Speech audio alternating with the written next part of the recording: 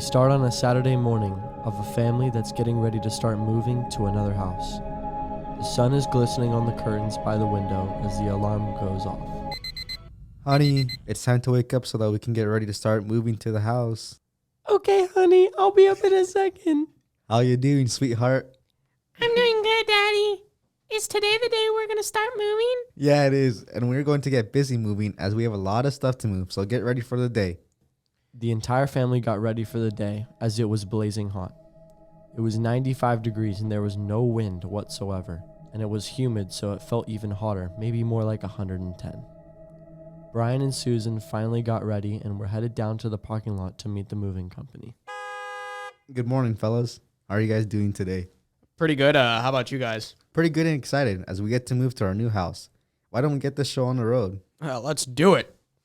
Susan, Brian, and their little daughter Sarah and the mover employees headed down to their old house to start moving all of their belongings to the new house. We went to go see it. Mommy, Daddy, will I get my own room in the new house?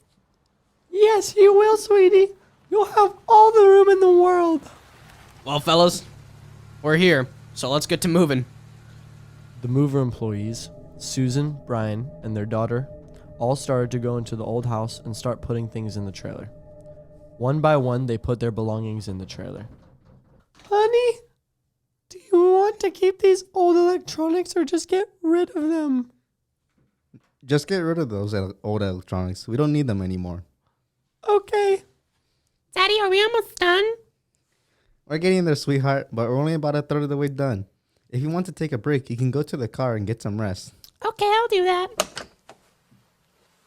They continued to put everything in the trailer and had to start putting their belongings in the other trailer as the first one started to get full.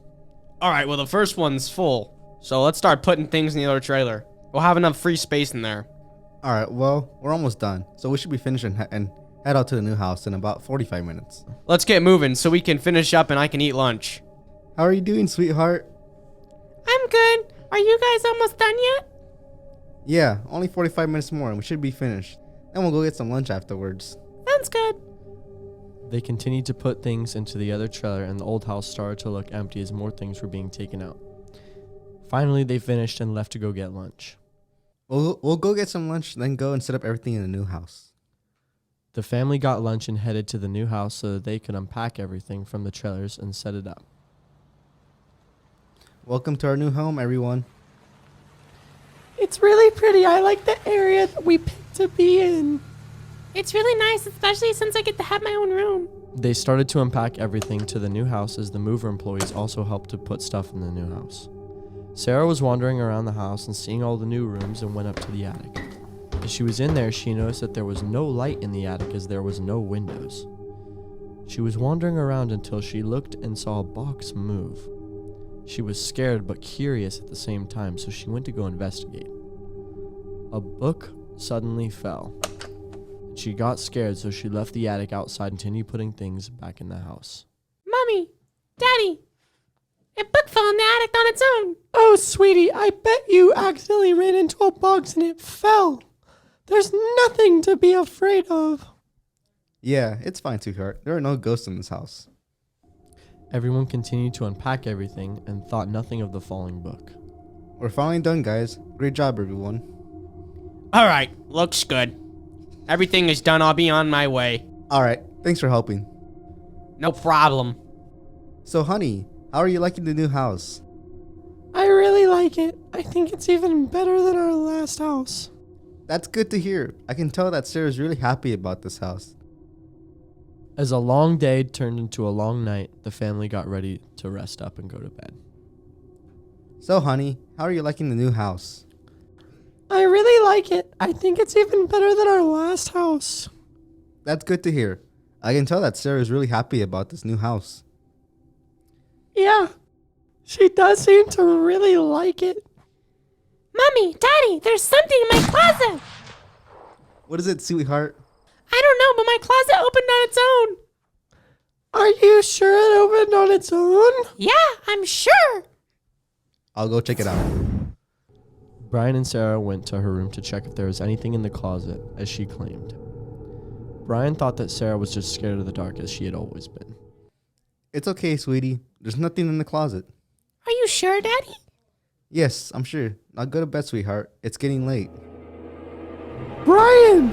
I just saw something walk past my door. There's no one in here, as all the doors are locked. We should check the entire house. Brian, Susan, and Sarah all checked the house to see if there are any intruders that had gotten in, but there seemed to be no one. They got down to the kitchen, and a chair had just fallen down from the table. How did that chair fall on its own? No one touched it. Mommy, Daddy, I'm scared of ghosts. It's all right, sweetie. There's nothing to be afraid of. Mommy and Daddy are here with you. Stay close behind me. Susan, hold on to Sarah and watch our backs. They continued to search the house, but no one seemed to be inside. And as they continued to check, they went upstairs and heard strange noises. Do you hear those noises, Susan? Yeah, I do. What's making that noise? I'm not sure, but it seems to be coming from the attic. I'm scared of the attic. You're okay, Sarah. Mom and Dad are right here next to you. One of us needs to go check the attic. You two stay here. I'll go check it out.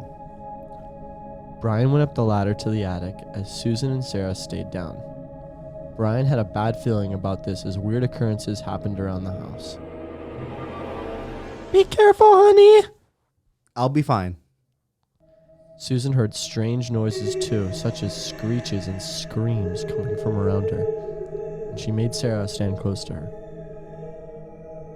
Are you okay, Brian? There's no one up here, but a book just fell on its own. What do you mean? Something's up here with me right now. Like another person? No, nothing visible, but I can sense a set of figures up here with me. Be careful, honey. Brian got skeptical about the attic, and as he was about to get down, the hatch closed on him, and he couldn't open it, and it was locked. He started to kick the hatch to try and pry it open, but it wouldn't budge. There was visible distress in him, and he was locked in the attic. Brian! Susan, what's happening? Susan stood below as the horror unfolded above her. She couldn't believe her eyes as to what she was seeing. She tilted her head to the right to see her mother so horrified, it made her stomach drop to depths it hadn't before. She was petrified in her position, but wanted to run faster than she ever had before. The attic hatch jolted violently back and forth as Brian tried to force it open, and it seemed to shake the whole house. Sarah! Call the police immediately! Sarah ran down the stairs, almost falling, trying to captivate the reality that she was living in. As she extended her hand to the phone sitting on the kitchen counter, the power shut off and the room went dark. Sarah began to panic as she knows she's lost all of her internet connection. She can't reach any help. As she ran back up the stairs to return, Sarah's mother seemingly vanished into the depths of a black hallway. Mommy! Sarah was all alone in the pitch black and was trembling with each step she took. Mommy! Daddy, where are you? Sarah walked further down into the dark abyss, turning left into her parents' bedroom. A tall figure stood at the foot of the bed. The last thing Sarah would ever see was a pair of crimson red eyes beaming directly at her. Then she vanished into thin air, petrified. Authorities didn't reach the household until 5 days after the incident, when Brian was reported missing at work. They were met with moving boxes and a scene of moving chaos, but no one to be found. To this day, no one knows what truly happened to the family and their whereabouts, but the house still stands empty to this day. Happy shall he be that taketh and dasheth thy little ones against the stones. Psalm 137.